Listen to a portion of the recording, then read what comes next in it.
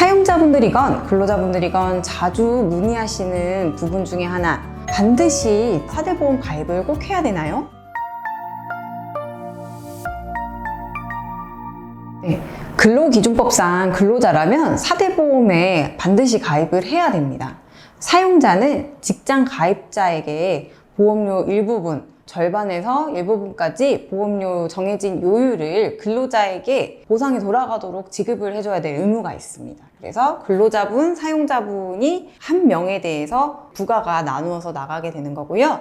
그런 보험료 원천 징수 의무는 사용자에게 있습니다.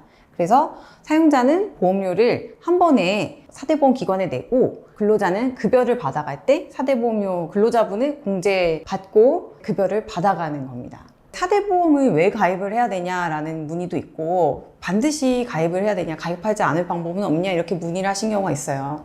또 나아가서 노무사에게 문의하시는 경우도 있어요. 법적으로 노무사는 4대 보험 가입을 독려할 의무가 있다라고 하고 있습니다. 그래서 노무사한테 문의하셨을 때는 정석적으로 4대 보험 가입해야 된다고 얘기를 할 거예요. 그런데 4대 보험도 보험에 따라서 아예 융통성이 없진 않고, 매우 단기간 근무를 하거나 3개월 미만을 근무한 근로자거나 근로시간이 현저히 적거나 15시간 미만 근무하는 초단시간 근로자거나, 아니면은 월별로 8일 미만 근무를 하거나 월급이 적거나 이런 일용직분들에 대해서는 4대 보험 의무가 면제가 되고 있습니다. 사실 직장 가입자를 들지 않으면 지역 가입자 보험료를 들어야 되는 사람들도 있기 때문에 뭐가 유리하냐라고 물어보시면은 저희가 참 대답하기가 곤란합니다.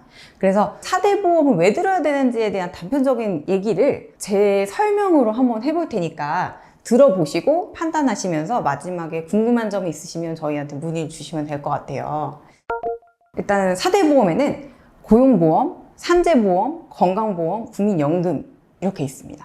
각각의 목적에는 사회보장적인 목적이 있다라고 해요. 그래서 이 보험은 국민들을 사회적으로 보장하기 위해서 보험을 든다라고 하고 있기 때문에 언젠가는 필요한 상황이 발생하는 경우가 많아요. 그래서 근로자가 처음에는 원치 않아요, 별로 필요 없어요 라고 해도 사용자는 들어줘야 되는 의무도 있을 뿐만 아니라 들어두시는 게 낫다라고 말씀도 드립니다. 뭐냐면 근로자분들이 처음에 원치 않아도 나중에 원한다라고 내용을 바꿀 수가 있어요. 보장받고 싶어서요. 고용보험은 먼저 실업을 예방하고 구직 활동을 장려하기 위해서 각종 고용보험에서 만들어낸 프로그램들을 참여할 수 있게끔 하는 그런 보험료를 의미를 합니다.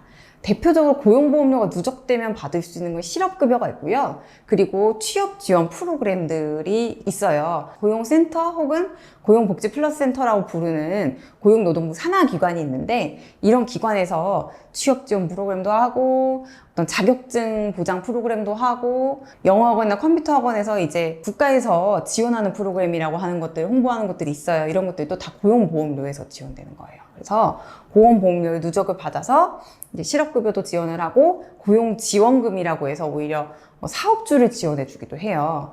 예, 이런 것들 고용보험료니까 내라고 하는 거고요. 특히나 출산휴가, 육아휴직도 지원금 같은 걸 받을 때는 고용보험료에서 나갑니다. 어떤 것들이 보장받는지 어느 정도 아시겠죠? 고용관계에서 내가 취약한 상황에 있을 때, 출산, 육아, 실업 상태에 있을 때 지원을 받게끔 하는 재정이 고용보험입니다.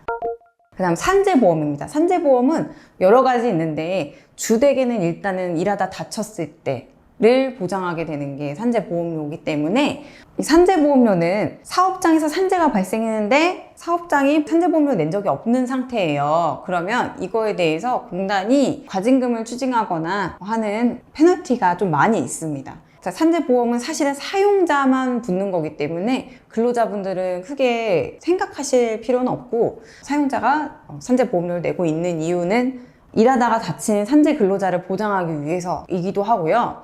그 다음에는 대지급금이라고 해서 예전 체당금이라고 말하는 게 있습니다. 회사가 어려워졌을 때, 급여를 지급하지 못했을 때 이런 산재보험에서 누적된 기금으로 근로복지공단에서 체당금을 일단 지급을 하고 사용자가 숨 돌릴 틈을 주고 사용자한테 이렇게 구상권을 청구하는 식으로 임금을 지급하는 그런 기능도 있어요. 그 외에 여러 가지 산재 피해자들을 보상하기 위한 특별 법상으로 마련된 보호 조치들을 위해서 산재 보험료를 걷고 이것을 필요한 사람들에게 지급하는 그런 역할을 하고 있습니다. 그래서 산재보험료 사용자가 내고 있는 부분입니다.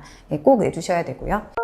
건강보험입니다. 잘 알고 계시겠지만 이제 건강 노령에 대비해서 지급을 하는 건데 건강보험료가 있고 장기요양보험료가 있어요. 건강보험료는 살아가면서 다쳤을 때 건강보험으로 보장되는 거고요. 장기요양보험료는 노령에서 요양이 필요할 때 이런 것들을 해당 보험료를 누적을 해가지고 지급하는 것들입니다.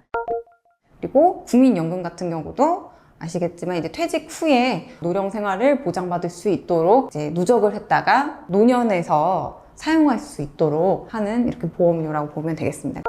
그래서 네 가지 다 국가적으로 어떤 사회 보장이 운영되도록 하는 데 필요하기 때문에 또 나한테 어떻게 돌아올지 모르기 때문에 근로자라면 가입해야 된다라는 의무에 따라 다들 납부를 하고 계십니다. 그래서 사대보험료 꼭 내야 돼? 라고 문의를 하시는데 원칙과 의무는 내야 된다. 근로자라면 내야 된다 이렇게 말씀을 드리는 거고요.